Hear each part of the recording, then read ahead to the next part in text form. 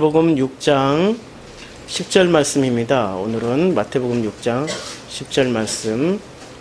나라가 임하오시며 뜻이 하늘에서 이루어진 것 같이 땅에서도 이루어진다. 아멘. 지난번에는 나라가 임하오시며 라는 말씀 가지고 우리가 말씀을 나눴습니다. 오늘은 뜻이 하늘에서 이루어진 것 같이 땅에서도 이루어지이다. 우리는 이 구절에 대해 이 구절을 읽을 때마다 혹은 주기도문을 고백할 때마다 이 땅을 진짜 땅으로만 생각하고 고백을 하다 보니 어떤 문제가 생기냐면은 진보적인 기독교인들은 이렇게 생각하는 거예요. 하늘은 하나님이 통치하는 나라니까 온 우주에서 가장 정의롭고 아름답고 평화스럽고 그야말로 천국과 같은 이 가장 공평하고 위대한 그 뜻이 이 땅에서도 이루어져야 된다는 거예요. 그래서 이 땅을 이 나라와 이 민족으로 생각해서 이 나라와 이 민족에게도 무슨 법을 통과시켜라, 뭐 신년법을 통과시켜라 막 이러고 부르짖는 분들은 이 구절에 대한 오해가 큰 거죠. 그렇죠? 땅이라는 것에 대한 오해가 있게 되면 우리는 진짜 이 땅을 어떤 지구라는 땅으로 놓고 생각을 한다라는 거예요. 근데 지구라는 땅이 땅에서 이루어졌어. 그럼 지구라는 땅에서 이루어졌지만 사람들은 안 이루어졌어. 하늘에서 이루어진 것 같이 땅에서는 이루어졌지만 사람들에게서 안 이루어지면 이 땅은 진짜로 평화스러울까요? 아니죠. 궁극적인 거는 이 땅이 지금 지칭하는 대상은 누구냐면 팩트는 땅이지만 실제 내용물은 사람이라는 거예요. 성경은 이 땅을 사람이라고 표현하고 있습니다. 그래서 이 땅이 두 가지로 해석이 돼요. 성경에서는 땅을 두 가지로 해석하는데 하나는 사람으로 해석할 수 있고요, 또 하나는 성전으로도 해석할 수 있습니다. 사람으로는 왜 사람으로 해석할 수 있냐면 창세기 1장에 보면은 이렇게 되어 있습니다. 창세기 1장 27절에 보면 하나님이 자기 형상 곧 하나님의 형상대로 사람을 창조하시되 누구와 누구를 창조하셨어요? 남자와 여자를 창조하셨죠. 자, 남자와 여자를 창조하셨는데 이때는 남자 여자가 다 나와요. 그렇죠? 순서를 잘 보세요. 자, 그 다음에 두 번째 사람 창조하는 게 창세기 2장 7절에 나옵니다. 여호와 하나님이 땅의 흙으로 사람을 지으시고 생기를 그 코에 불어넣으시니 사람이 생명이 된지라 라고 말씀하고 있습니다. 첫 번째는 남자와 여자를 창조하셨어요. 근데 남자와 여자를 창조하실 때 뭐로 창조하셨습니까? 창세기 1장 27절에 따르면 하나님의 형상으로 창조를 했습니다. 이 형상을 기억해야 돼요. 그리고 남자와 여자인데, 자, 창세기 2장 7절에서는 사람만 지었지 남자와 여자로는 짓지 않았어요. 그렇죠? 그러면 이 사람을 짓는 재료가 뭐였어요? 땅이었죠. 땅에서 취한 흙이었으니까 본 재료는 땅이에요. 이 재료는 2장 7절의 재료는 땅이에요. 그래서 사람을 땅 하면은 우리는 뭐로 생각할 수도 있어요? 사람이라고 생각해도 돼요. 성경에서 땅 하면은 그 땅이 그냥 우리가 발 딛고 서 있는 이 땅을 얘기하는 게 아니라 사람이라고 생각할 수도 있는 거죠. 그래서 창세기 4장에 보면 희한한 말씀을 하십니다. 주님이. 자, 이제 드디어 가인이 아벨을 때려 죽여요. 가인이 아벨을 쳐 죽일 때, 자, 4장 10절. 이르시되 내가 무엇을 하였느냐? 도대체 내가 무슨 짓을 했느냐? 아우를 때려 죽인 가인에게 주님이 말씀하시는 거예요. 내 아우의 핏소리가 땅에서부터 내게 호소하느니라. 아니, 땅에서부터 호소를 한대.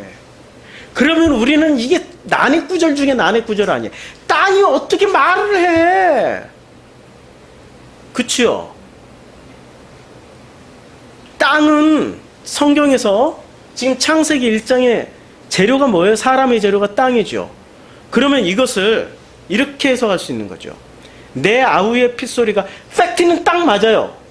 오해하지 말라고. 제발 이 성경을 근본주의자들이요. 이 성경을 그냥 문자 그대로 보자고 하시는 분들이요. 제가 문자를 바꾸는 게 아닙니다. 그냥 딱 팩트로 딱 맞아요. 해석을 하는 거예요, 지금.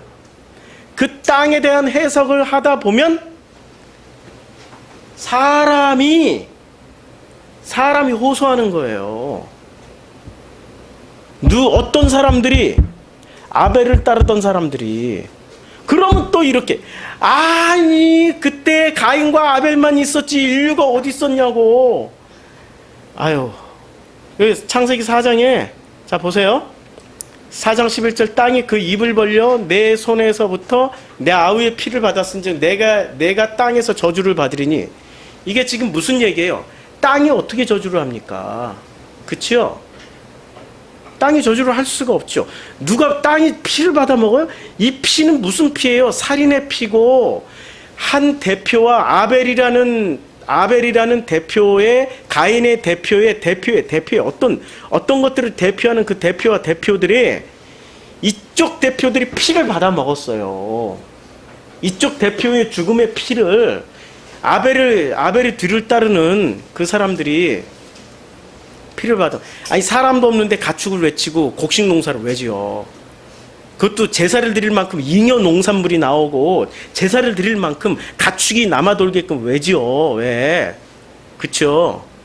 그냥 성경이 그거 일일이 다 표현하자면은 성경이 어마어마하게 두꺼워져야 돼. 그래서 성경 한 구절을 이해를 하려면은 인류, 과학, 문화, 역사 모든 것을 공부할 수밖에 없어요. 제가 세계 일주를 2번 하니까 이런 게 보이는 거예요. 세계 일주를 2번 하니까 실제로 양치는 데 가서 보고 실제로 대규모로 농사 짓는 데 가서 보니까 어마어마한 대도시들이 이미 이때 있었어요. 대도시들이. 그래서 그 대도시가 있었다는 증거, 우리가 어차피 내일 월요 성경 공부해야 할 거지만 자 이제 땅에서 계속 땅 얘기를 해요. 땅에서 저주를 받아요.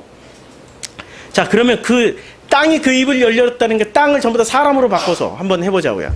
땅이 그 입을 벌려서 내 손에서부터 내 아우의 피를 받았어요. 그 사람이 그 입을. 그러면 이 사람들은 어떤 사람들이에요?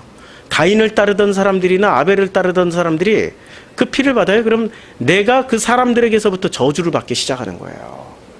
그럼 가인을 따르는 사람들은 저주를 안 하겠죠. 이건 어떤 사람들이 피를 받아 먹어요? 제대로 제사를 드렸던 사람들. 아벨의 죽음을 통해 가지고 이 사람들이 더욱더 은혜로 들어가는 게 아니라 뭐로 들어가기 시작해요? 은혜의 반대쪽으로 들어가 버리는 거죠. 선악의 논리로 들어가 버려요. 죽이니까 인과응보로 들어가 버린 거예요. 인과응보. 너희가 죽였어? 그러면 우리도 그렇게 갈 거야. 이렇게 이제 시작되니까 논리, 이제 이렇게 이해를 하면은 이 구절들이 다 해결이 돼요. 자, 4장 12절. 내가 밭을 갈아도 땅이 사람들이 다시는 그 효력을 내게 주지 않아요. 아무리 제사를 드리고 아무리 하나님께 영광을 돌려도 너는 땅에서 피하여 유리한, 사람들에게 피해서 유리한. 어떻게 땅에서 피해? 아무리 피해도 다 땅 위인데. 팩트는 땅이야. 그러나 실제 내용물은 뭐예요? 사람이라니까. 그런데 해석은 언제나 달라져요. 역사 가운데서 2000년 전의 해석을 지금까지 똑같이 얘기하면은 그 이상한 사람이에요.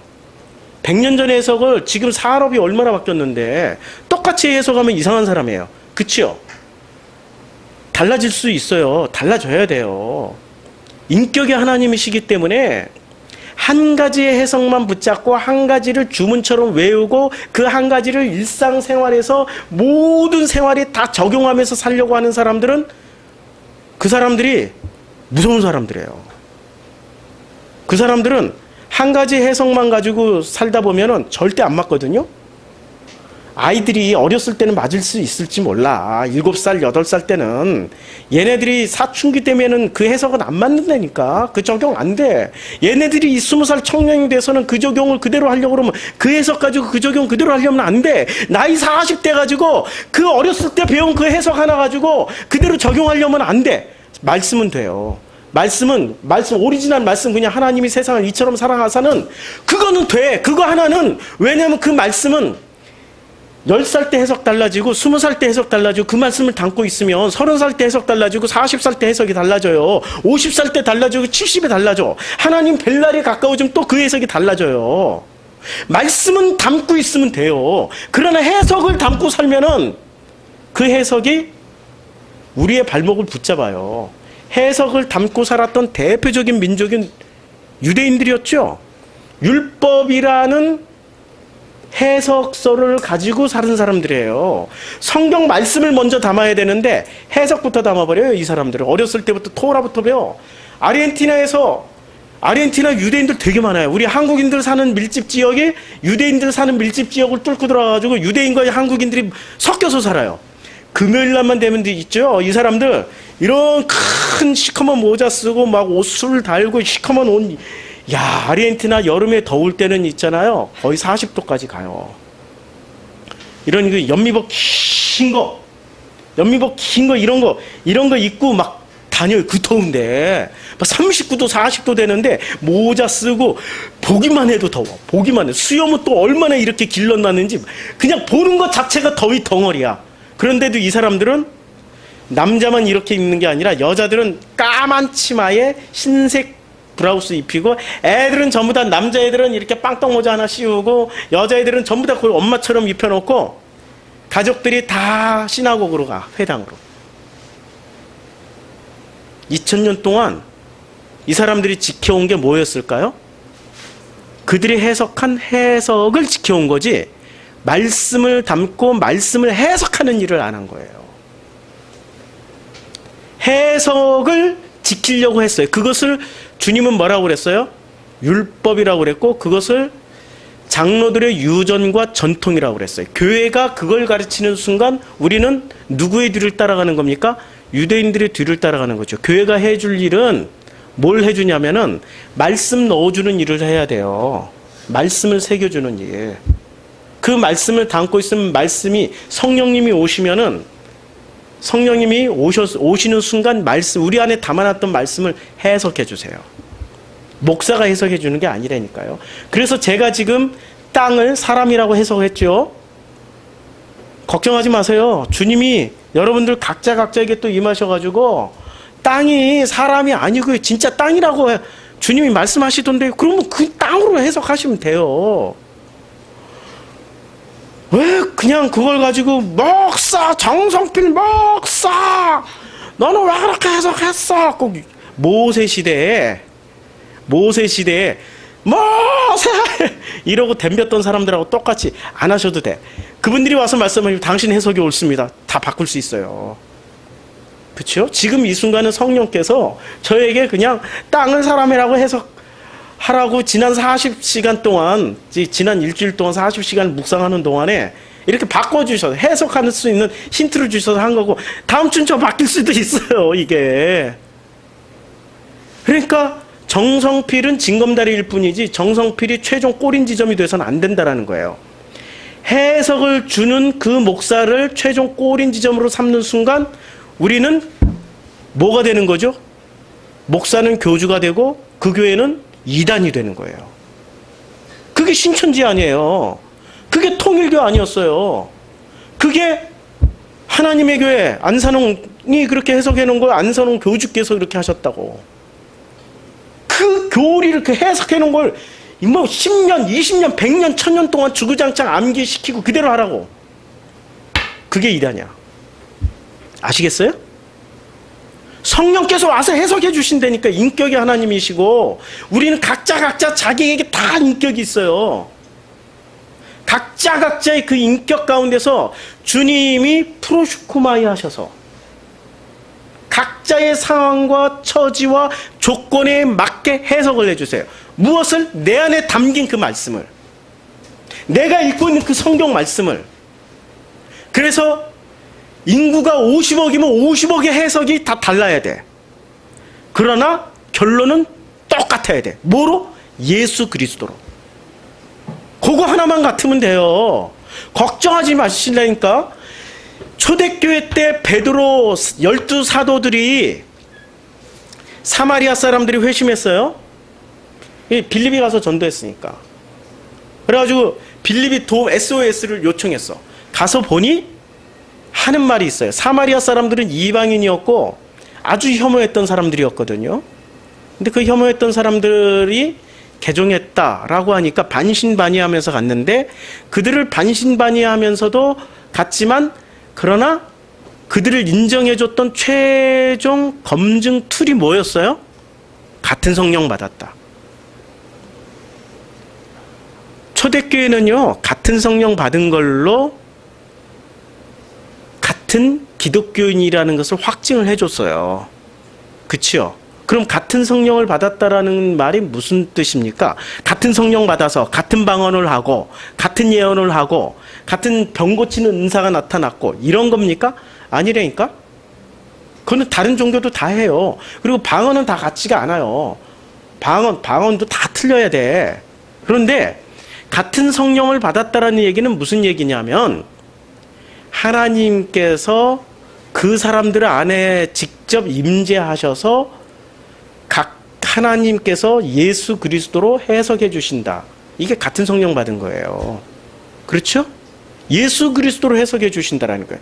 그래서 성령을 받지 못한 아볼로가 사도행전 18장에서 사람들에게 담대하게 예수를 증거를 해줘요. 예수의 도를 전하고 있지만, 그러나 그는 예수의 도, 세례 요한의 도밖에 알지 못하더라. 사도행전 18장에 그렇게 얘기를 하니까 브리스길라와 아굴라가 그 예수의 도를 담대히 전하는 아볼로를 발견하고 아볼로를 따로 불러 예수는 그리스도라는 것을 다시 가르쳐줘요. 그 다음부터 아볼로와 그의 제자들이 예수는 그리스도다라고 전하자 사도행전 19장에서 뭐라고 얘기해줘요? 같은 성령 받았다라고 얘기해줍니다. 그러니까 같은 성령을 받았다라는 것은 같은 어떤 은사를 받았다라는 게 아니라 각자에게 임해 있는 그 말씀들이 이제는 뭐로 해석이 돼요? 공통분모인 예수 그리스도로 해석이 되어진다. 이 말씀이죠? 그렇죠? 그러면 이 사장의 땅이 이제 예수 그리스도로만 해석이 되어지면 되네? 그러면 되겠네요? 그렇죠? 자, 4장 13절. 이제 사람 때문에 유리를 하게 되는 거예요. 자, 가인이 여호와께 아뢰되 내 죄벌이 지기 너무 무거우니라. 14절. 주께서 오늘 이 지면이 뭐예요? 땅이죠, 땅. 이 땅에서 나를 쫓아내시온즉 내가 주의 낯을 배우. 지금 누구한테 다 따당해버린 거예요? 아벨을 죽임으로 말미암아 사람들한테. 도저히 피할 데가 없는 거예요. 못하리니 내가 땅에서 피하며 유리하는 자, 사람에게서 피해서 유리하는 자가 될지니라. 물은 나를 만나는 자마다 나를 죽이겠나이다. 이제 나오잖아요. 사람들이 아벨을 죽이겠다고 그래요. 15절. 여호와께서 그에게 이르시되 그렇지 아니하다.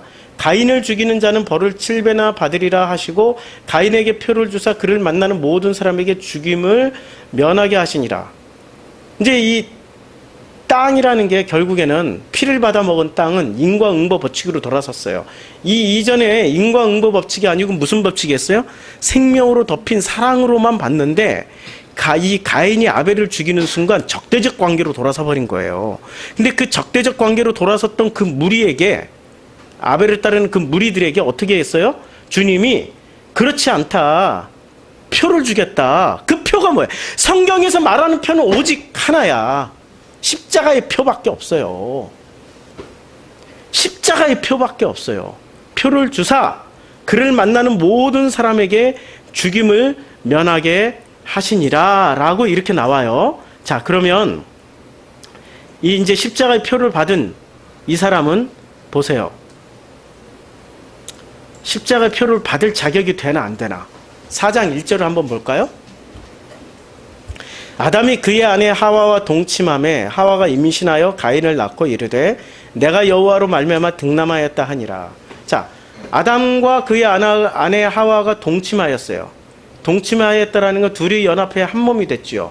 무엇이 이루어졌어요? 창세기 2장에 말씀이 이루어졌어요. 자, 이러므로 창세기 2장 24절에 이러므로 남자가 부모를 떠나 그의 아내와 합하여 둘이 한 몸을 이뤘어요. 이뤘죠?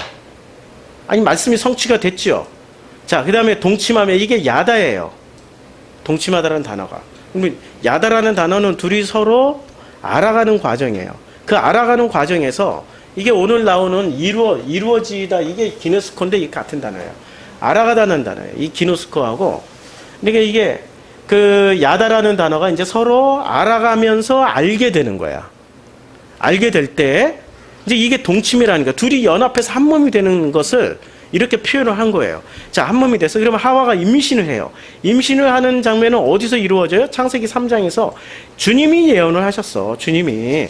자, 주님이 뭐라고 말씀하셔요? 이 하와에게. 자, 하와에게 여자에게 이르되 내게 임신하는 고통을 크게 더하리니 내가 수고하고 자식을 낳을 것이며 이렇게 말씀하셨죠. 이게 저주와 축복은 한 끗 차이라고 그랬죠. 지금 저주로 읽으면 저주가 되지만 이걸 축복으로 읽으면 축복이에요. 예수 그리스도를 알게 되면 축복 본문이고 예수 그리스도를 모르면 저주 본문이에요. 이 본문이 나중에 창세기를 제가 다시 풀어서 설명해 드릴게요. 오늘은 그 나라가 임하옵시며 뜻이 하늘에서 이루어진 것 같이 땅에서도 이루어지이다 라는 본문 가지고 하는 자리이기 때문에 자, 이제 요것만 보면은 동침에만 하와가 임신하였어요. 지금 가인을 임신하는 과정이 예언이 그대로 성취되는 장면이에요. 그래서 가인을 낳아요. 가인이라는 이름을 줬어요. 드디어. 이름을 지었다니까요. 창세기 2장에 보면 아담이 했던 일이 무슨 일을 했어요. 아담이 자, 창세기 여호와 하나님이 2장 19절 여호와 하나님 흙으로 각종 들짐승과 공중의 각종 새를 지으시고 흙으로 지었어요. 이제 그리고 이름을 무엇이라고 부르냐? 이름 짓는 일을 하셨죠? 이름을 아담이 지어줬단 말이에요. 이름을 짓는 대로 이름을 짓는. 그러면 이름이 된 자들이야.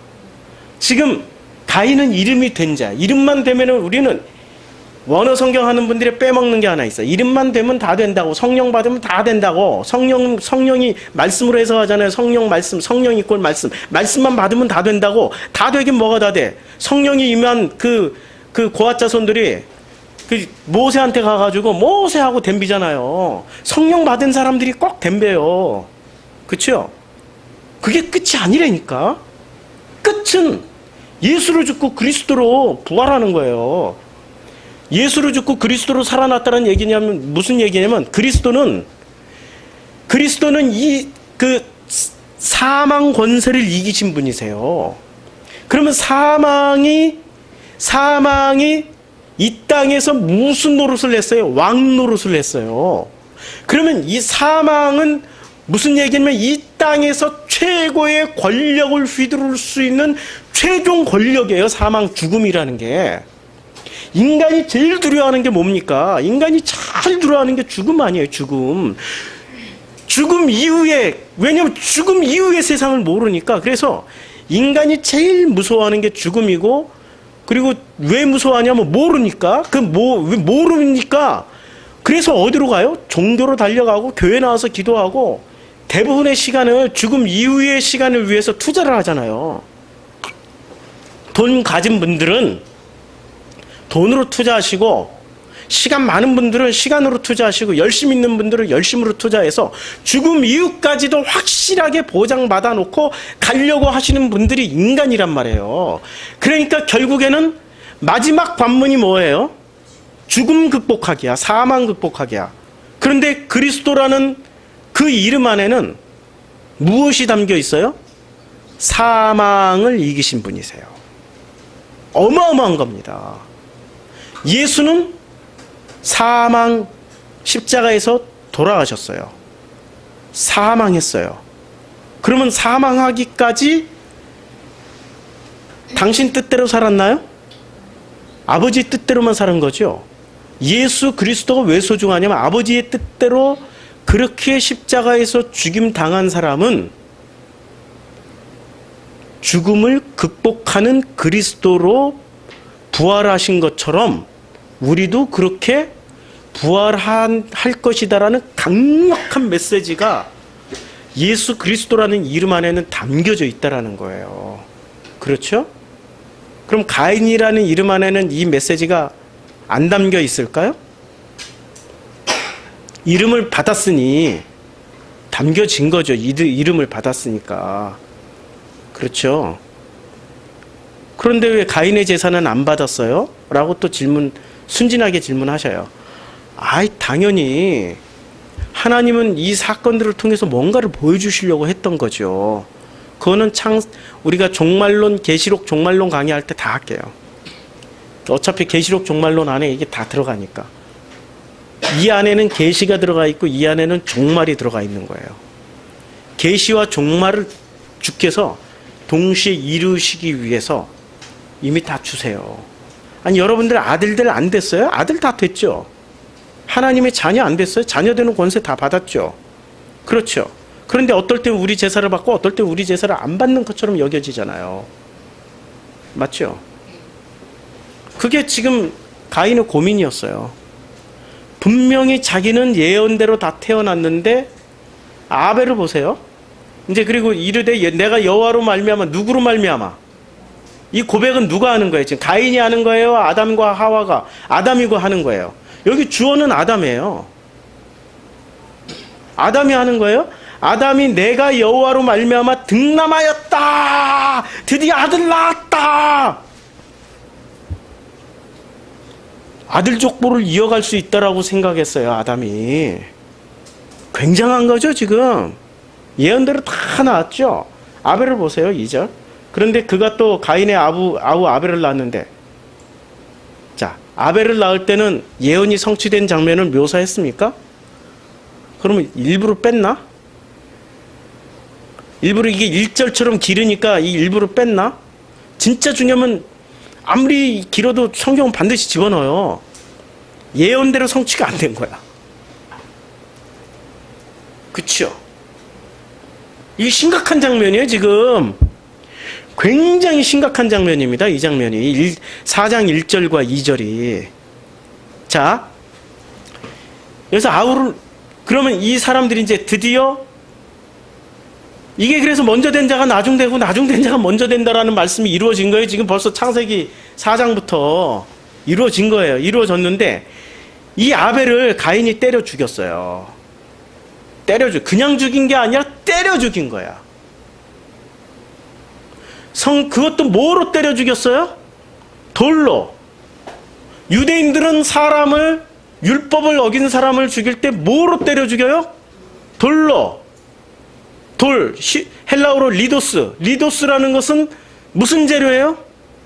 성전 만드는 재료고, 그 다음에 이 돌은 성전의 기초석을 놓는 재료고, 결국에는 이 돌은 하나님이 임재하시는 장소의 어떤 상징이고, 그러면 하나님의 임재가 있는 곳은 결국엔 뭐예요? 성전과 말씀이지. 뭐로 때려 죽인 거예요? 성전으로 때려 죽이고 말씀으로 때려 죽이고. 뭐로 때려 죽인 겁니까?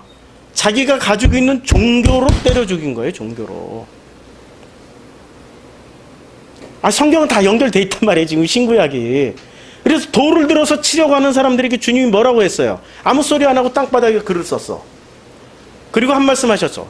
너희 중에 죄 없는 자부터 먼저 돌로 내려 치라고 그랬어요. 그러면 가인은 예언대로 태어났기 때문에 죄가 있다고 생각했어요? 없다고 생각했어요? 그러니까 때려 죽인 거지. 돌로 사람을 때려 죽인 예는 성경에 그렇게 많지 않아요. 돌로. 그래서 예수님도 돌에 맞아 죽은 게 아니라 십자가에 못 박혀 죽으신 거예요. 나무에 달려 죽으신 거예요. 근데 아벨은 돌에 맞아 죽었다고. 지금 이 가인과 아벨 본문이 사실은 이거 하나만 알면 성경 전체가 그냥 쫙 보이는데, 이렇게 해석해주면 해석하는 정성필을 또 따라서 정성필 학파가 생겨. 그래서 다 못하겠어요, 사실은. 저를 따라오지 말라고요. 예수 그리스도를 따라가세요. 그냥 성경 말씀을 읽고 그 말씀을 암기하시고 넣어놓으면 누가 와서 해석을 해주세요? 성령님이 해석해 주십니다. 이게 바로 성전의 비밀이에요. 자, 일단 땅 얘기를 하다가 여기까지 왔죠. 자, 이 땅이 누구예요? 사람. 그럼 이 땅이 신약 성경에서는 이 사람이 어떻게 돼요? 이 사람의 고린도전서 3장 16절에 뭐라고 말씀하고 있습니까? 고린도전서 3장 16절에 보면 이렇게 말씀하고 있죠. 고린도전서 3장 16절에 주님이 성전을 이렇게 말씀하고 있습니다. 너희는 너희가 하나님의 성전인 것과 하나님의 성령이 너희 안에 계시는 것을 알지 못하느냐. 성전의 특징은 뭐죠? 주님이 임재하시는 자리죠. 구약 성경의 예루살렘 성전이라고 하면은 지성소 안에 그 법궤는 주님이 임재하심의 상징이죠. 그렇죠? 성막도 마찬가지고 성막 성전이나 건물 성전이나 성전은 항상 하나님 임재하시는 거예요. 성전에는 하나님 임재가 있단 말이에요. 그러면 이 성전이 임재하는 자리를 임재하는 곳이면 어디나 성전이 될 수 있다라고 지금 말씀하고 계시는 거예요. 고린도전서 3장 16절. 그럼 성전이 임재하는 자리는 과거는 성막이었고 건물 성전이었지만 지금 신약 시대에 와서는 뭐로 바뀌었어요? 사람으로 바뀐 거죠. 그렇죠? 사람이 곧 성전이에요. 그래서 고린도전서 3장 16절 누구든지 하나님의 성전을 더럽히면 왜 하나님의 성전을 더럽히면 안 돼요? 주님이 임재하시는 곳이니까. 그러면 성전을 더럽히면 하나님이 그 사람을 멸시하리라. 하나님의 성전은 거룩하니 너희도 그러하니라. 그럼 성전이 임재하는 우리는 거룩하니까 우리가 더럽히면 안 되죠. 원어 성경 하는 분들은 이걸 더럽히지 않는 방법을 뭐로 가르쳐줘요? 다른 말씀 섞지 말라고 그러죠. 그래서 뭐라고 가르쳐줘요? 너는 내 말만 믿으라고, 내 말만 따라오라고, 내 해석만 따라오라고 그렇게 가르쳐주죠. 맞아요? 아니 그렇게 공부하셨잖아요. 자기 해석만 따라오라고, 다른 해석 섞지 말라고, 다른 목사 말 다른 거 다 틀리라고, 이것만 진리라고 그렇게 가르친단 말이에요. 그렇게 해서 성전의 순수성을 지켜라, 순결성을 지켜라, 다른 말씀 섞이지 않도록 하라고, 진리가 된 다음에 말을 하라고, 진리가 되기 전엔 얘기하지 말라고. 그런 식으로 진리가 안 된 상태에서 말을 하면 다른 말이 섞인다고. 그분들의 특징이 그러세요. 성전을 잘 몰라서 하는 말이죠. 성전은 누가 임재하세요? 과거에는 아버지 하나님, 지금은 성령 하나님. 신약 성경에 성령 하나님이 임재하셔서 성령께서 임재하시는 목적이 뭡니까? 우리를 거룩하게 하시려고 끊임없이 당신이 우리의 삶을 통해서 해석을 주세요. 그러면 나이 70이 됐어. 드디어 인생을 70이 됐어. 80이 됐어. 이제 곧 주님 배울 날이 머지않은 그런 성도님이세요. 그 성도님께서 하나님이 세상을 이처럼 사랑하사 라는 그 요한복음 3장 16절 한 구절을 가슴에다 넣어놓고 어린 시절부터 이렇게 평생을 살아왔어. 교육을 많이 받지 못했으니까.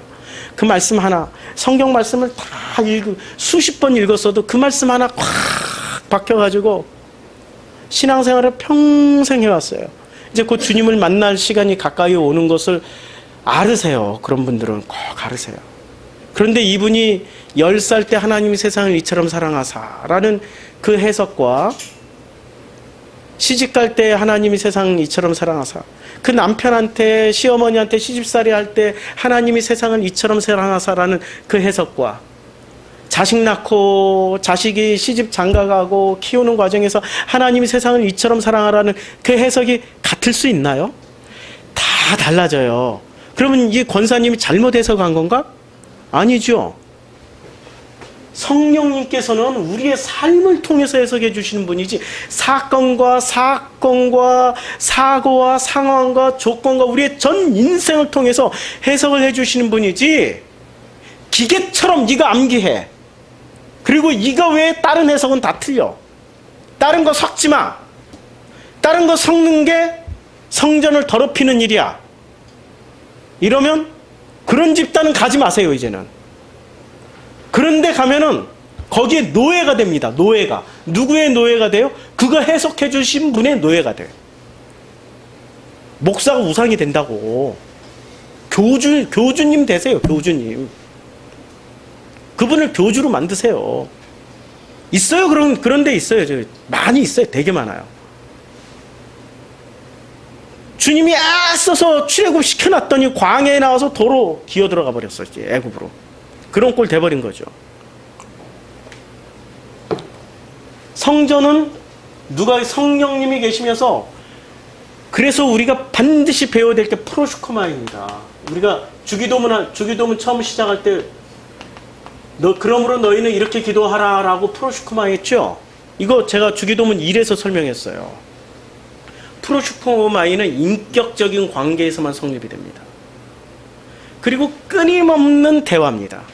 끊임없는 주님으로부터 오는 공급입니다. 10살 때 필요한 거 달라요. 10살 때는 장난감 사줘 막 이러고 20살 때는 루즈 사주세요. 멋진 구두 좀 사주세요. 30이 넘어서 아이를 낳았을 때는 필요한 거는 아이 옷, 하나님 주님 옷 좀, 이 아이에게 먹일 우유를 좀 허락해 주세요. 필요가 다르다니까요. 같으면 이상해. 한 가지 해석만 붙잡으면 10살 때 구하던 거 20살 때도 구하고 있어. 40살에도 10살 때 구하던 거 구하고 있어. 엄청 이상한 거야.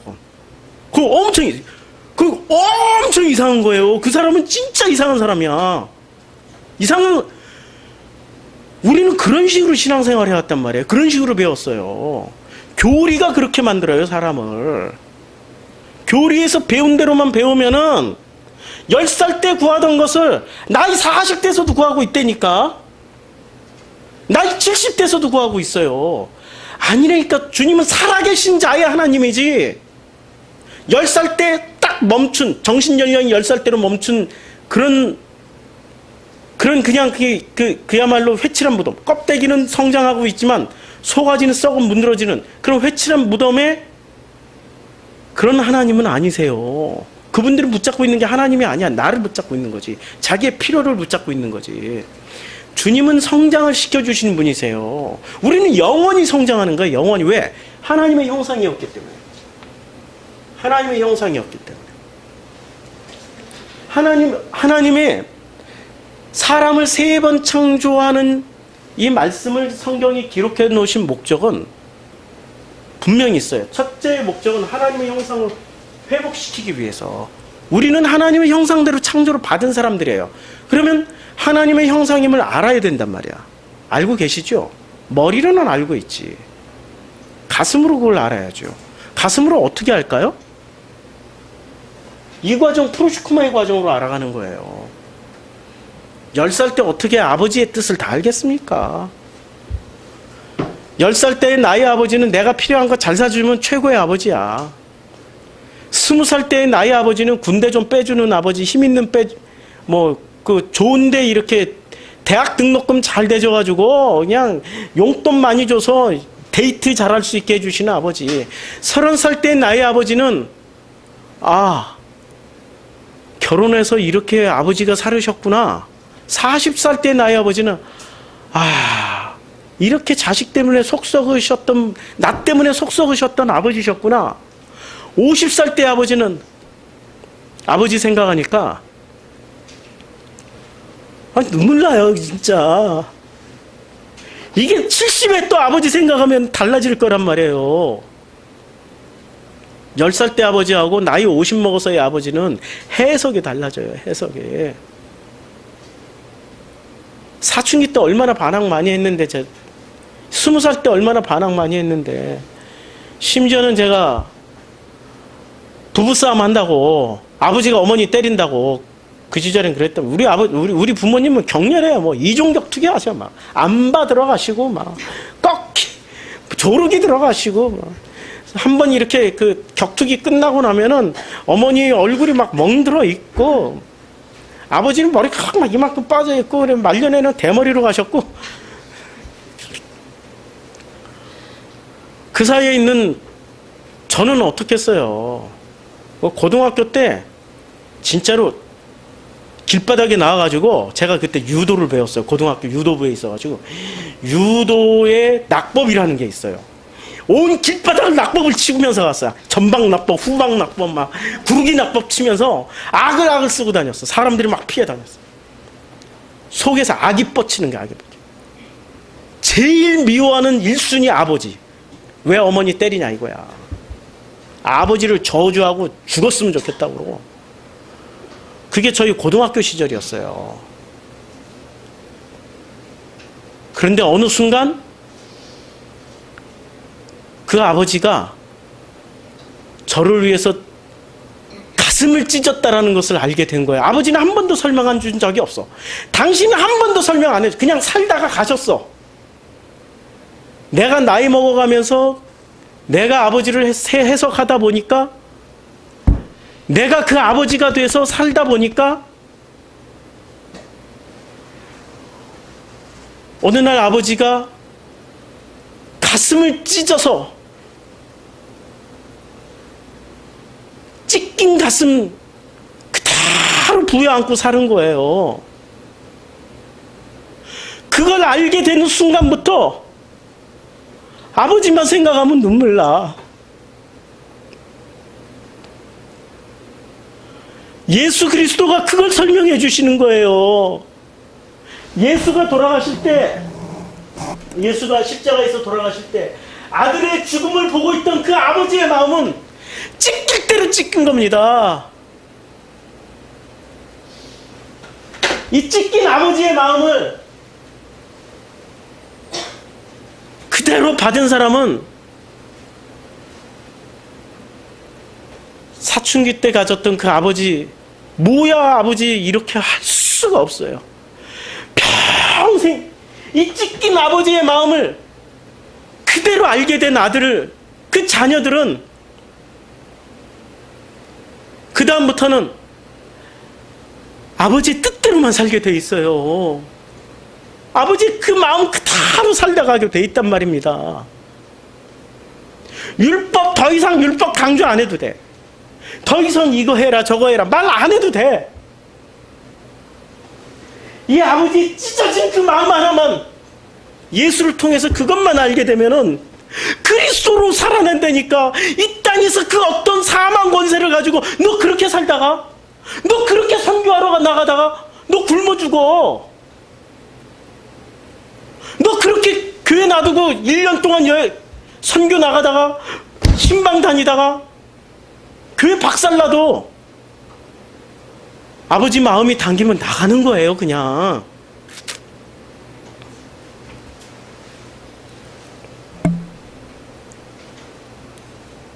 세상이 뭐라고 그래도, 세상이 마지막 사망 권세, 밥줄, 목숨줄, 무슨 생명줄, 우리 줄 많잖아요. 제일 무서운 게 밥줄이죠. 밥줄 딱 끊기면은 우리는 죽는다고 생각하죠. 죽으세요. 십자가에서 아들이 됐으니까 예수로 죽으면 주님이 그리스도로 부활시켜 주세요. 이게 지금 성경 66권이 다 말씀하신 내용이에요. 뭐 그렇게 밥줄이 무서워가지고 그거 못 놓고 그냥 그렇게 연연해 하십니까? 성경에서 아버지의 마음을 딱 찢긴 아버지의 마음을 아신 분들은, 알게 된 사람들은 공통점이 있어요. 자기 밥줄 다 내려놨어. 아브라함 그 갈대아 우르의 그 풍부한, 물자가 풍부한 데서 먹고 살 수 있는 평생 직업 하나 아버지로부터 물려받았잖아요. 그거 놓고 나와버렸다니까. 그렇죠? 아버지의 찢긴 마음을 이것만 알면 다 되는 거예요, 그냥. 그러면 누가 평생 오셔서 해주세요? 성령께서 오셔서 성령께서 다 해주십니다. 성령님이 선생님 되시고, 성령님이 인도자 되시고, 성령님께서 나의 전 존재가 돼가지고 나의 모든 삶 속에서 해석을 다 해주세요. 그렇죠? 이분이 다 해주시는 거예요. 이게 성경. 이러니까 아무것도 몰라도 돼. 머리 좋아도 못 가는 나라, 머리가 나빠도 갈 수 있는 나라, 어린아이도 갈 수 있는 나라. 원어로만 공부해서 가게 되면 초딩이는 못 가네. IQ 70 이하는 못 가네. 암기 못하는 사람은 못 가네. 그렇죠? 그거 가기 힘든 나라에 불가능한 나라예요. 누구나 갈 수 있는 나라는 이거죠. 성령께서 사람 성전인 내 안에 오셔서 끊임없이 해석을 해주시는 거예요. 내 전 인생을 다 해석을 해주시는 거예요. 아픔은 아픈 대로 해석해주고 기쁨은 기쁜 대로 해석해주시고 자녀들이 속썩이면 속썩이는 대로 남편이 이따이면 이따이대로 다 해석을 해주셔가지고 결국에는 어디로 품으세요? 요한복음 14장 20절로 품으세요. 요한복음 14장 20절 제가 이거 요한복음 14장 20절을 그냥 매주 이렇게 읽기로 했어요. 왜냐하면 우리가 궁극적으로 가야 될 때가 여기니까 요한복음 14장 20절 아이고 요한복음 자, 요한복음 14장 20절 우리 다 한번 같이 읽겠습니다. 시작. 그날에는 내가 아버지 안에 너희가 내 안에 내가 너희 안에 있는 것을 너희가 알리라. 그날이 언제 이루어져요? 성령님이 오시면서부터 이루어져요. 근데 그것을 무엇으로 확인하고 가셔야 돼요? 믿음으로 확인하고 가셔야 돼요. 그날에는 내가 아버지 안에 너희가 내 안에 내가 너희 안에 있는 것을 너희가 알리라. 성령님이 오시면 그 다음부터는 내가 노력해서 가는 길입니까? 성령님이 노력해서 가시는 길입니까? 아니 성령님이 노력하시는 거지. 성령님이 해석해 주시고 성령님이 다 이해하게 해주시고 해석해서 이해하게 해주시고 이해가 되니까 그냥 마음이 편해지게 해석 이해까지 다 해주세요. 이분이 나는 내 감정 그대로 가지만 성령님께서 이게 어마어마한 노력을 하십니다. 그러니까 내 노력으로 가는 건 아니에요. 그러니까 누구나가 갈 수 있는 거야. 내가 노력해서 가는 길이라면은 스티브 잡스가 1등으로 들어가지. 그 사람의 노력을 누가 따라가? 빌 게이츠의 노력을 누가 따라가? 올림픽에서 금메달 따는 사람들은 한 명이지만 마라톤이 100명 뛰어도 금메달 따는 사람은 한 명이고 나머지 99명은 메달 못 딴다니까. 그리고 그 예선전을 통과하기 위해서 각 나라에서 그 한 명, 대표 100명 중에 한 명에 속하기 위해서 몇천 명을 또 이기고 올라가야 돼요. 그 중에 금메달은 한 명이야. 우리한테 그거 노력하라면 하겠어요? 애시당초 안 해? 포기해버리지 뭐. 이게 솔직한 우리의 모습이란 말이에요. 그렇게 해서 갈 수 있는 나라라면 누가 가? 그러니까 돈으로도 못 가요. 힘으로도 못 가요. 예뻐도 못 가요. 잘나도 못 가요. 뭐로만 가요? 오직 믿음으로 가는 나라, 하나님 나라. 무슨 믿음? 예수로 죽고 아들로 죽을 때 우리가 이 아들로 죽을 때 뭘 보게 돼요?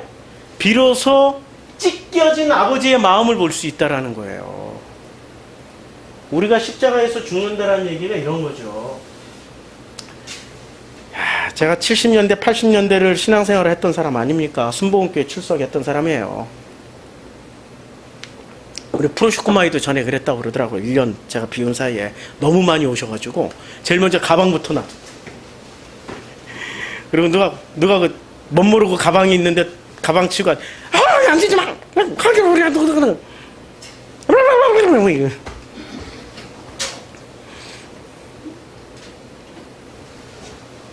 안 죽은 거야? 안 죽은 거야? 안 죽었어. 자기 살리려고 남을 죽이는 거야. 그쵸? 누가 가방 설사 놨다 쳐. 그러면 치우면 이게 하나님의 뜻인가 보다. 나 죽으라는 뜻인가 보다. 나는 저 뒤에 가서 서 있어야 되겠구나. 그러면 서 있으면 이렇게 되는 거야. 그게 맞잖아요. 십자가에서 죽는다라는 것은 끊임없이 나를 포기하는 겁니다. 왜? 아버지의 뜻이 내 안에서 이루어지면 내 뜻은 포기가 되어지는 거예요. 이게 지금 나라가 임하오시며 뜻이 하늘에서 이루어진 것 같이 사람이 나에게서 이루어지는 것이 지금 오늘 본문의 내용이에요. 나라가 임하였어요, 이미. 근데 나라가 임하였는데 명령형 과거야. 이게 번역하기, 우리말로는 번역 불가능합니다. 이게 따로 떼어서 번역하면 이렇게는 될 수 있어요. 내가 이미 너희에게 나라가 임하라고 명령했다. 하나님이 아버지께서 이미 너희들에게 믿는 여러분들에게 그 나라가 임하라고 명령을 했다. 그래서 명령을 했기 때문에 어떻게 돼요? 강력한 명령이에요. 강력한 명령이기 때문에 이제 하늘에서 뜻이 이루어진 것처럼 아버지 뜻이 언제 이루어졌어요? 하늘에서 언제 이루어졌어요? 십자가 사건으로 이루어졌단 말이에요. 그렇죠. 십자가 사건으로. 당신 아들이야. 당신 자신이야 또. 삼일째 하나님이시기 때문에 아들이 죽는 그 죽음을 보시면서 아버지는 또 가슴을 찢으세요. 하늘이 찢겨진 것처럼 가슴을 찢어요. 근데 죽어야 될 이유가 없는 아들인데? 아니 내가 지금 여기 지금 여기에 이 자리를 내가 지금 못 앉을 이유가 없는 난데? 내가 이걸 왜 포기해야 돼? 한국교회가 아무것도 죽질 않은 거예요. 아버지 뜻이 그 안에서 이루어지질 않은 거야. 자리 하나만 놓고 보더라도. 끝까지 자기 뜻을 하늘에서 이루게 하려고 기도했던 거죠. 주기도는 거꾸로 외우고. 하늘의 뜻이 내 안에서 이루어져야 되는 거지. 내 뜻이 하늘에서 이루어지게 기도를 해버렸단 말이에요. 그게 주기도문을 거꾸로 했어. 그러면 거꾸로 한 사람들은 거꾸로 가는 거지. 천국 가는 게 아니라 천국에 거꾸로 가는 거죠. 그렇죠? 아버지 품으로 들어가는 게 아니라 다른 품으로 들어가겠죠. 그렇죠? 그게 한국 교회였어요. 이제까지. 한국 교회 모습이 그거였단 말이에요. 얼마나 무시무시한 정말 죄를 저지르고 있었던 거죠. 그렇죠? 아들이 죽어야 될 아등의 이유가 없는 아들이 죽으신 거예요. 그러면 나는 이 땅을 살아갈 때 선악 기준으로 볼 때 선악 기준의 최고의 핵심은 뭔지 아세요? 선악의 최고의 핵심은 선입니다. 사람은 본질적으로 악을 행하고 살고 싶지 않아요. 악을 행하면 적이 많이 생기니까. 적과 이 아주 특별하게 강한 사람 아니고서는 타고난 기질이 싸움을 좋아하는 사람 아니고서는 악을 안 행해요. 가능하면 선만 행하고 살고 싶어요. 인간은 그래서 모두 다 지향점이 선을 향해서 가요. 그럼 이 선의 핵심은 누가 되어 있는 줄 아세요? 나야, 나. 보세요. 모든 선의 기준은 나야. 그래서 한국 엄마들의 특징은 꼭 자기 같은 자식을 만들어. 옆집에 개똥이 엄마 같은 아들 안 만든다니까. 저 이웃집에 삼식이 엄마 같은 그런 딸은 안 만들어요. 꼭 나 같은 딸을 만들고 나 같은 아들을 만들려고 그래. 왜? 살아보니까 나처럼 살면 잘 살 것 같아. 그러나 되돌아보십시오. 우리의 인생을 내가 언제 그렇게 나라는 존재가 언제 그렇게 잘 살았는지, 얼마나 그렇게 잘 살았는지, 얼마나 선을 부여잡고 있는지. 선의 핵심은 있잖아요. 모든 기준점은 나예요. 나. 희한하게 내가 선의 기준점이야. 내가 하면은 선이고 남이 하면은 다 불륜이야. 내가 하면 로맨스고, 인간의 특징이 그거잖아요. 내가 하면 다 합리화가 돼. 선하니까. 근데 남이 하면은 다 불륜이야. 왜? 쟤는 나보다 못한 선이니까. 그쵸? 선의 기준이 그거죠. 그게 사람이라니까요. 자, 이 나라는 존재가 선악의 기준이 되어버린 그 나가 어떻게 됩니까? 나라는 뜻을 관철시켜서 하늘에서 이루어지게 한다면은 그건 종교. 그러나 나라는 절대 기준인 나라는 것이 죽고 하나님의 그 하늘의 그 뜻이 나에게서 이루어지면 그게 프로슈크마이, 그게 주기도문의 핵심입니다. 기도를 많이 하면 많이 할수록 누가 죽어요? 하나님이 죽는 게 아니라 내가 죽고 누구만 살아요? 하나님만 살아요. 근데 그 하나님은 또 세분화 시켜줬단 말이에요. 신약 성경은. 그 하나님 뭐로 세분화 시켜주셨어요? 아들로 죽고 찢긴 아버지의 마음으로 부활하신 거예요. 그리스도가 부활하셔가지고 제일 먼저 뭐부터 주셨어요? 평안할지어다 샬롬을 주셨어요. 이 샬롬을, 이 자식들은 있잖아요. 특히 아들들은 아버지랑 평생 원수가 돼서 살아갑니다. 그거 아세요? 아들의 최고의 원수는 아버지예요. 그걸 오이디푸스 컴플렉스라고 그런단 말이에요. 자식의 최고의 걸림돌은 다 부모들이에요. 부모의 최고의 가슴에 박힌 돌은 또 자식들이야. 걸림돌은 부모요, 가슴에 박힌 돌은 자식들이에요. 요 관계를 오이디푸스 컴플렉스라고 그래요. 자식이 아버지를 언제 이해하는 줄 아세요? 드디어 아버지를 사랑하게 될 때가 어느 시점이냐면 아버지의 뒷모습을 봤을 때. 강한 아버지인 줄 알았는데 그렇게 강하게 폭력을 휘두르고 그렇게 강하게 막 그냥 이거 해 저거 해 막 이거 안 하면 너 성공 못해 이랬던 아버지인 줄 알았는데 어느 날 그 아버지가 울고 있는 모습을 봤어. 어느 날 그 아버지가 술 한잔 먹고 와서 한숨을 푹 쉬면서 아무 말 없이 참 비참한 모습을 봤어. 그때 그 아들은 아버지에 대한 시선을 살짝 바꿔요. 왜냐하면 인간은 기본적으로, 특히 남자라는 존재는 기본적으로 대결 구도야. 수컷들끼리의 본능은 한 놈만 살아남아야 돼. 모든 짐승들이 그렇단 말이에요. 여자들은 서로 모르는 사이예요.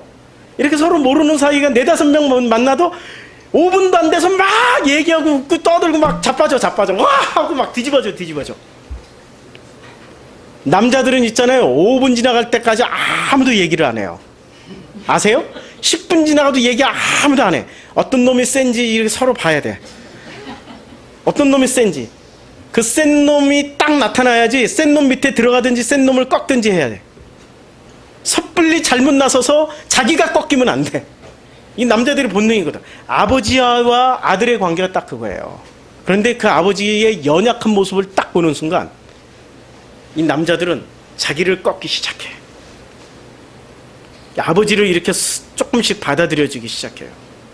결정적으로 언제 아버지를 사랑하게 되냐면 아버지가 온갖 이 세상 풍파에서 그 찢긴 그 상처를 쓸어 안고서도 끝까지 그 아들을 버리지 않았다라는 거. 혹시 버렸다 할지라도 그 도저히 버틸 수 없어서 버렸다라는 것 그거 하나만 알더라도 아버지를 사랑하게 돼요. 예수 그리스도가 그거 설명해 주는 거라니까요. 그렇죠?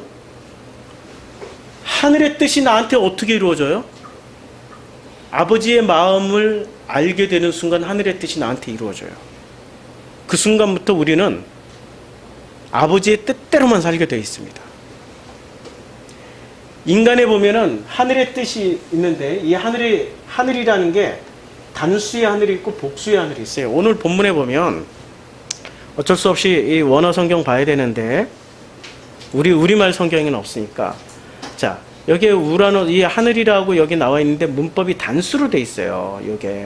요게 엔 우라노스 이게 단수로 돼 있고 여기는 하늘에서부터 이제 하늘에서 뜻이 이루어진 것처럼 아버지의 뜻이 이루어진 것처럼 땅에서도 이루어지리라 할 때는 단수의 하늘이었고 6장 9절에 그러므로 너희는 이렇게 기도하라 하늘에 계신 우리 아버지야 할 때 여기 하늘에 계신 우리 아버지라고 할 때 요 하늘은 우라노스 똑같은 하늘인데 수가 뭐로 돼 있어요? 복수로 돼 있죠. 여기 복수로 돼 있어요. 보이진 않아도 복수.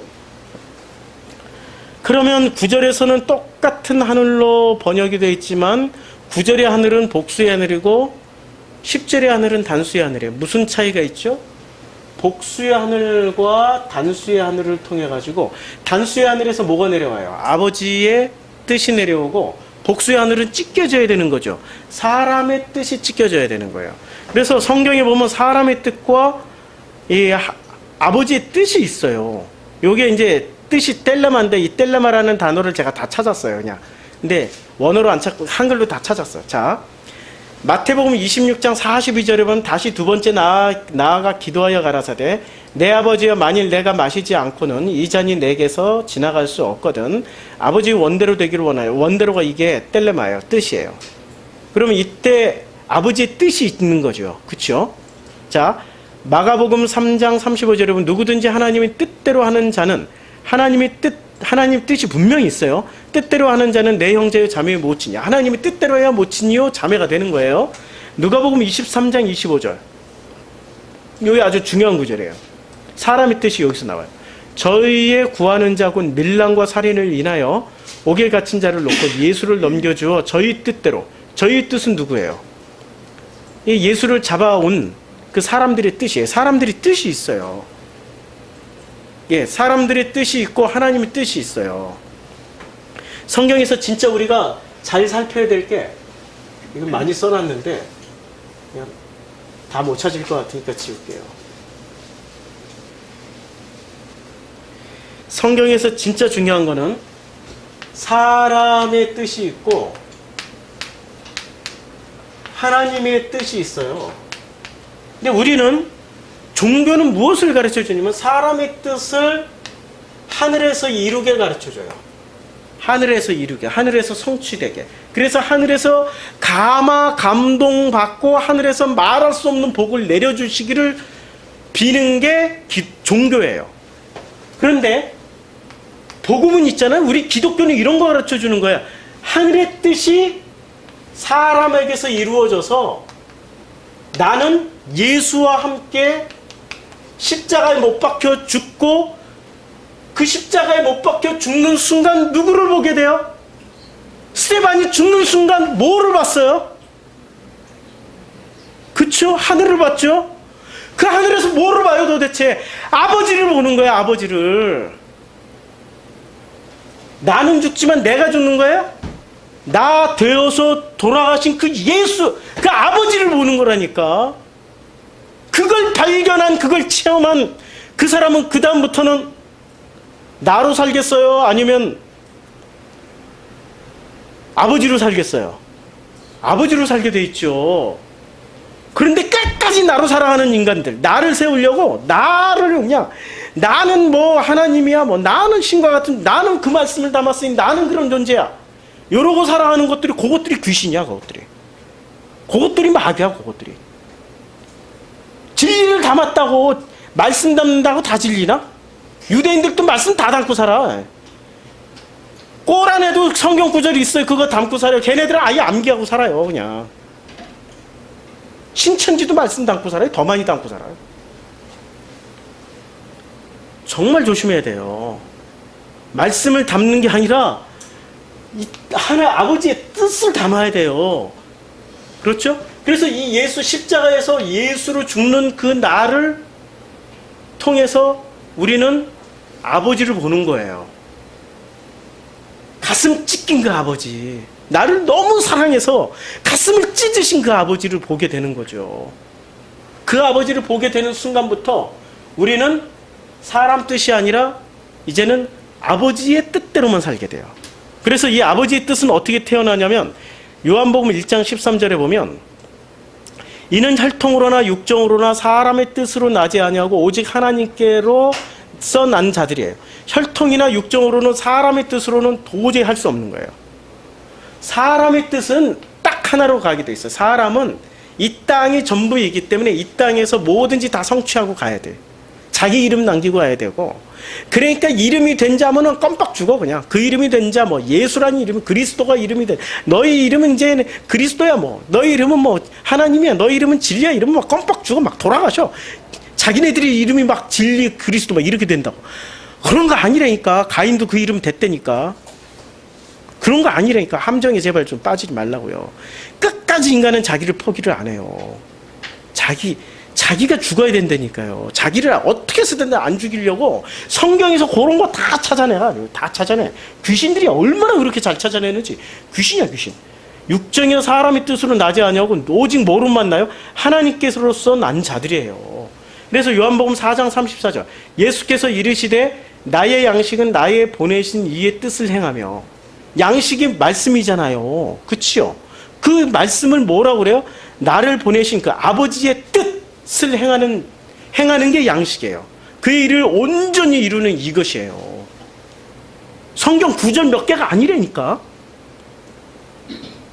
잘 보시라고요. 어떻게 그러면 우리 행실을 뭐 어떻게 우리가 인위적으로 평생 그렇게 살아왔는데, 평생 내 뜻대로 하늘에서 관철시키기 위해서 그 율법 몇 개 암기해가지고 성경 구절 몇 개 암기해가지고 음란죄 안 저지르려고 그러고 거짓죄 안 저지르려고 얼마나 가슴치면서 회개하면서 그러고 살았겠어요. 그게 관점이 틀려서 그래요. 관점이. 아버지의 뜻이 내 안에서 이루어지면은 음란 관심 없어져. 거짓말, 도둑, 뭐 노름, 술, 재미 없어져. 재미가 없어진다니까. 재미가. 아니 재미 자체가 없어져. 아예 관심 자체가 없어져요. 관심은 오직 아버지께로만 가 있어요. 하라고 해도 갖다 줘도 안 해.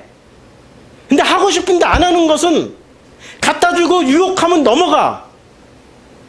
서경덕을 꼬셨던 황진이처럼, 황진이가 꼬셨던 그 스님처럼, 그 큰 스님처럼 넘어가게 돼 있다니까요. 내가 안 하려고 하면 넘어가지만 아버지 뜻대로 아버지만 보면 재미가 없어져요. 뭐만 재미있어져요? 뭐만 재밌냐면은 오직 그 사람 사랑하는 것만 재밌어요. 제가 요새 진짜 그 뜻을 통하는 그 공부를 하고 있어요. 제가 자기 반성을 하는 거예요. 저는 진짜 아내한테 잘한다고 생각을 했었어요.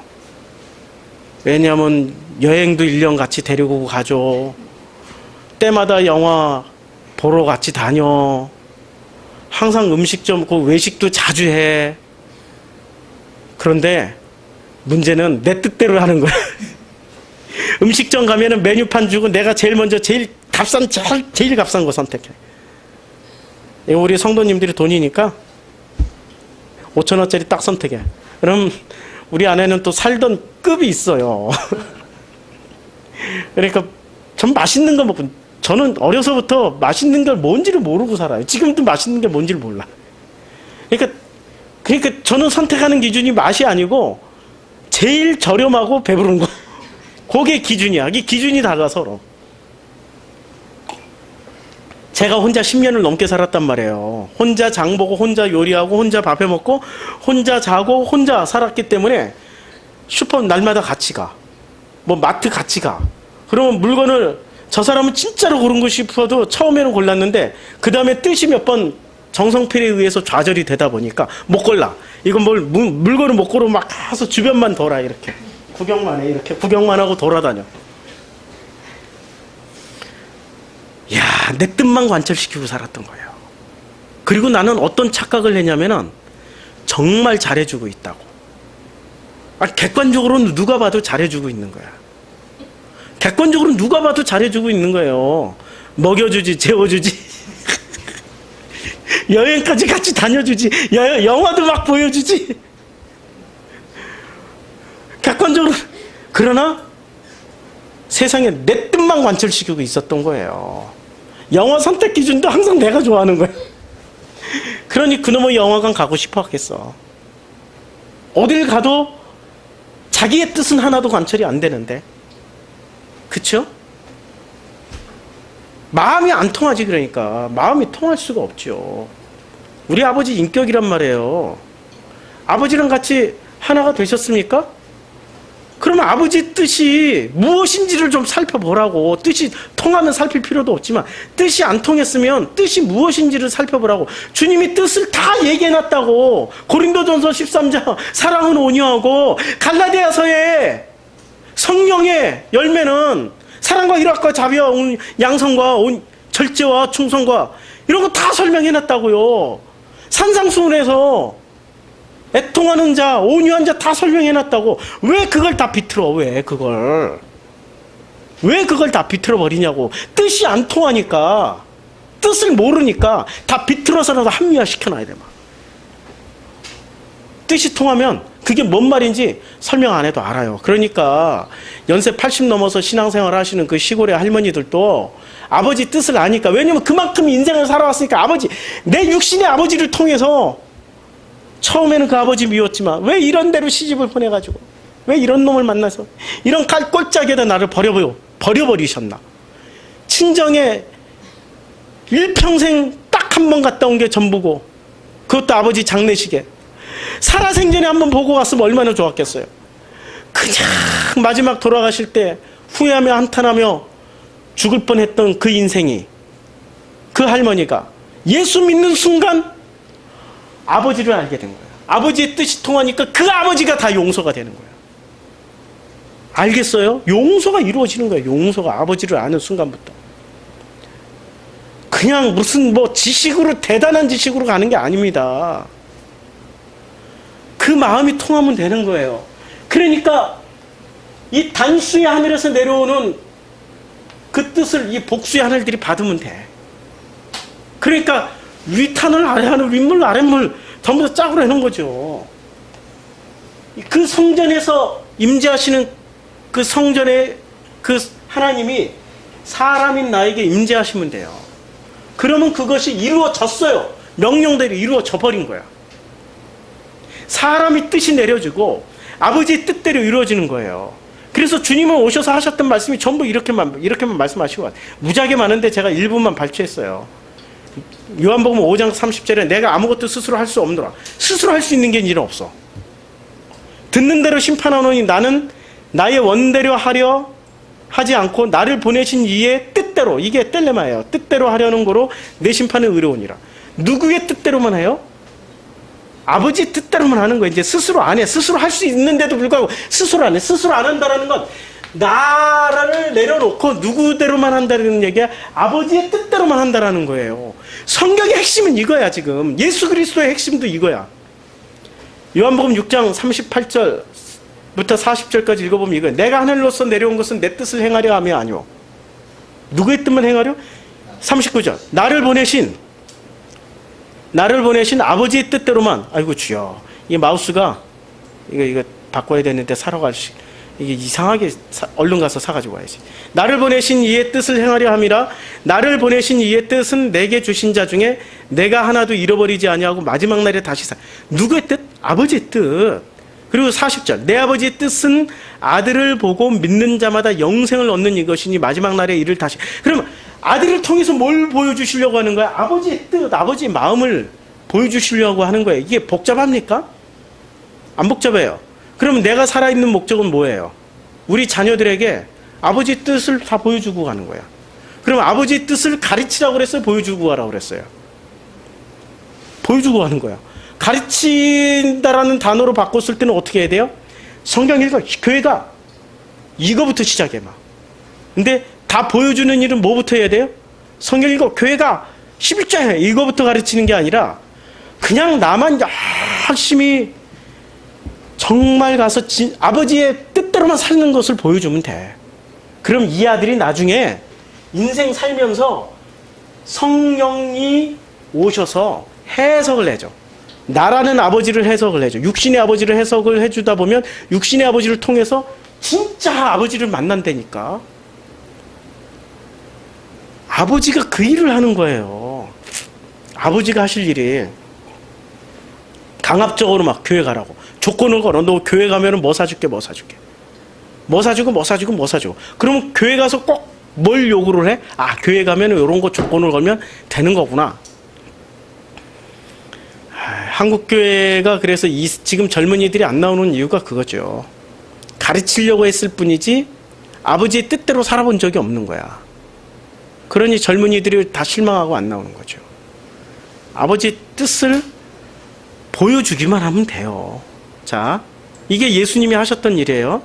요한복음 7장 16절 예수께서 대답하여 가라사대 내 교훈은 이것이 아니요 나를 보내신 이의 것이니 17절 사람이 하나님의 뜻을 행하려 하면 이 교훈이 하나님께로 왔는지 내가 스스로 말함인지 아니라.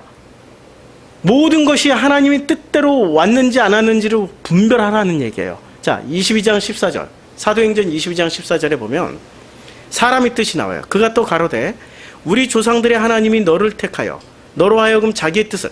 이제 그 조상들의 하나님이 뜻을 택하여서, 아니 그 사람들을 택하여서 광야에서 뭘 가르쳤어요? 하나님이 너를 택하여 너로 하여금 자기의 뜻을 알게 하시며. 누구로 하여? 하나님이 자기의 뜻, 하나님의 뜻을 알게 하시며 저 의인을 보게 하시고. 의인이 누구예요? 예수. 예수를 보게 하시고 그 입에서 나오는 음성을 듣게 하셨으니. 그렇죠? 그러니까 예수 그리스도를 통해서는 뭐를 아는 거예요? 예수 그리스도 십자가 부활 사건을 통해서 뭐를? 아버지의 뜻을 알으라고. 주기도문도 뭐를 가르쳐줘요? 아버지의 뜻을 알으라고. 이 모든 것이 뜻이 통하여서 아버지의 마음을 아는 것이 그게 이루어진 겁니다. 그게 비로소 이루어진 거예요. 이루어졌다. 내가 명령했으니 이루어졌어 너희들에게. 이렇게 말씀하시는 거예요. 이루어진 겁니다. 그 뜻이 이루어진 우리들을 뭐라고 그래요? 창세기 1장 27절에 하나님의 형상이라고 그래요. 그때 비로소 하나님의 형상이야. 그때 비로소 뭐예요? 살 중에 살이요 뼈 중에 뼈야. 아담이 갈비에서 꺼냈으니까. 그 다음에 우리가 돌아갈 자리는 어디예요? 아담 몸속으로 들어가는 거죠. 하나가 되는 거예요. 이런 사람이 드디어 나왔으니 하나로 들어가. 어떻게 들어가요? 그 우리에게 루아흐 성령을 불어넣어줘서 깨닫게 해줘. 평생 이거 깨닫게 해주니 하나님 뜻을 깨닫게 해주셔서 이제 우리의 살 중에 살, 뼈 중에 뼈. 아담에게서 나왔으니 어디로 들어가? 둘이 연합해서 한 몸이 돼야 되니까. 연합해서 한 몸이 들어간 그 사람을 하나님의 형상이라고 그러는 거예요. 하나님의 형상이 된 우리를 뭐라고 그래요? 이 땅에서는 성전이라고 불러요. 그럼 이 성전이 어떻게 돼요? 결혼으로 되고 예복으로 되는 거예요. 결혼은 뭐예요? 결혼은 자기 뜻 가지고 살아갈 수 있는 게 결혼이 아니라니까. 요새는 결혼이 타락해가지고 조건을 걸어. 열쇠 몇 개 가져와야 된다고. 그럼 조건대로 살아. 내 조건은 요거니까 너하고 나하고 이렇게 반반씩, 나는 반만 마누라하고 너는 반만 남편을 해. 반은 내 생활하고 반은 네 생활을 이래 그 결혼 생활이 됩니까? 안 되죠. 100% 너는 내 남편이고 100% 너는 내 아내가 되어야 결혼 생활이 되는 거예요. 그렇죠? 서로 100%가 이게 무슨 말이야? 하나가 되어야만이 결혼 생활이 되는 거지. 반만 결혼 생활하면은 결혼 생활이 됩니까? 불행한 부부지. 그리고 평생 그냥 다른 데 가서 그 공허함, 반의 공허함을 다른 데서 다 찾으려고 그러는 거죠. 안 채워져요. 그거는 절대 안 채워져요. 근데 그 결혼이라는 말은 하나됨이란 말이에요. 결론은 성경에서 결혼하면은 하나가 된 거야. 그러니까 결혼한 남자와 여자가 한 몸이 되면은 둘이 절대 그 어떤 것도 나눌 수가 없어. 이혼하지 말라고 하는 거예요. 결혼의 본래의 목적은 현실 세계에서 법제도 지금 인간 세상에서 무슨 수많은 그런 거 말고 본래의 이유는 그거예요. 하나가 된 거. 자, 예복을 입었어요. 제가 요새 왜 이 양복을 입고 설교하는 줄 아세요? 이거 안 입고 설교하니까 사람들이 오해를 해. 티셔츠 입고 하니까 무슨 진짜 제가 하는 말을 이 성경을 해주는 말을 티셔츠 입고 하니까 티셔츠 값 정도로 보는 거예요. 비싼 옷 입고 하면은 비싼 값으로 보더라고요, 사람들이. 아니, 사람이니까 이해를 해요. 아, 충분히 그러죠. 아니, 나만 죽으면 돼. 티셔츠 입고 이렇게 난 편안하게 하고 싶지만 내가 죽으면 돼. 내가 죽고 좀 덥더라도 땀 삐질삐질 흘려가면서 양복 입고 하는 거예요. 근데 이거 입고 하는 순간 사람들은 나를 뭐로 봐요? 양복으로 보는 거지. 티셔츠 입고 하면 티셔츠로 보는 거죠. 그쵸? 예복이라는 건 그거예요. 여기다가 이름표까지 달아. 여기다 이름표까지 정성필이라고 딱 달면은 나는 정성필이라는 이름표를 달고 거기다가 목사 정성필, 거기다 프로슈크마이 목사 정성필이라는 이름 달고 룸사롱 다닐 수 있겠습니까? 아니, 이런 이름표 달고 어디 그 밤에 뭐 음란한 뭐 이런 그냥 뭐 이런 소굴에 좀 다닐 수 있겠습니까? 전도하러는 다닐 수 있겠지. 그러나 거기 가서 그들과 하나 되는 길로는 못 다니죠. 그렇죠? 예복을 입고 살으라는 얘기는 그 얘기예요. 주님이 여러분들에게 옷을 입혀주셨다고 예수 그리스도 자기 이름 하나 덧붙여, 거기다가 자기 이름 하나 덧붙여, 정성필, 최영희 이름 하나씩 덧붙였어요. 거기다가 프로슈크마 이름 달았어. 그러면은 그 사람들로 어디 가라고 그러면 갈 수 있겠어요? 스스로 안 가요. 스스로. 예복, 무슨 얘기냐면 예복을 입으라는 그 이유는 그렇게 살으라고, 그런 뜻이에요. 그렇게 그 이름으로 살으라고. 그런데 옷은 입었는데 마음이 없어. 수시로 벗고 싶어. 막 가고 싶은 데마다 갈 때마다 저기 가면 안 되니까 주님 잠깐만요. 내가 옷 벗고 거기 가서 실컷 놀다 올게요. 그거 얼마든지 가능하죠. 그거 반복하다가 우리가 가는 거 아니에요. 반복하다가 드디어 더 이상 이게 아닌데라고 깨닫는 거죠. 그렇죠? 우리는 그러고 어쩔 수 없어. 그렇게 사는 거야. 주님 그거 모르실까? 다 보시기에 좋았더라. 그러나 네가 십자가에서 죽는 날이 올 거야. 주님은 기다려. 올무를 쳐놓고 기다린다니까요. 주님, 네가 십자가에서 죽는 날 이 찢어지는 아버지의 마음을 알게 될 것이다. 그 하늘의 뜻이 땅에서도 나에게서도 이루어지는 그날이 오게 될 겁니다. 그때 우리는 성전이 되는 거고, 그때 비로소 하나님의 형상이 되는 거고, 그때 비로소 요한복음 14장 20절이 이루어지는 거죠. 그래서 제가 번역을 다시 해봤어요. 그냥 좀 풀어서. 하늘에서 아버지의 뜻이 이루어졌던 것처럼 땅인 나에게서도 이루어졌다 명령했으니까 이루어졌다. 이제 이루어졌어. 이건 믿고 사는 거예요. 이루어졌다. 어떻게? 나는 믿었는데 그럼 변한 게 하나도 없는데 변했어요. 내 자녀들을 볼 때, 우리 아버지를 생각할 때 어느 순간 나도 모르게 막 변해요. 해석이 바뀌고 그리고 이해가 되기 시작해요. 그러면 나는 변해가고 있는 거예요. 왜? 그 아버지의 마음으로 품고 사니까. 그럼 성정이 된 우리에게 아버지의 임재가 임했고 그 사람이 비로소 하나가 된 겁니다. 그냥 무슨 기계적으로 하나가 된 게 아니에요. 그럼 나라가 임하였어요. 어디에 임해요? 나라는 땅에 임해서 어떻게 십자가에서 죽음으로 부활하심으로 말미암아 임한 거죠. 그렇죠? 임해서 이제는 우리는 그 뜻대로 살아가게 되는 겁니다. 그래서 오늘 9절, 오늘 성경 말씀, 우리 이거 굳이 안 보고도 할 수 있잖아요. 주기도문이니까. 뜻이, 이제, 이게 그래도 혹시 모르니까. 제가 이게 요새 자꾸 기억을 잃어버려가지고, 6장 10절, 우리 여기 한번 나라가 임하옵시며 다시 한번 자세히 이제 생각하면서 읽어보겠습니다. 시작. 나라가 임하옵시며 뜻이 하늘에서 이루어진 것 같이 땅에서도 이루어지다. 아멘. 이제 뜻이 하늘에서 이루어진 것 같이 땅에서도 이루어지면 우리는 뭐가 임했어요? 나라가 임한 겁니다. 또 나라가 임했기 때문에 뜻이 하늘에서 이루어진 것 같이, 아버지의 뜻이 하늘에서 이루어진 것 같이 땅인 나에게서도 이루어졌습니다. 아멘이 되십니까? 아멘. 기도하겠습니다.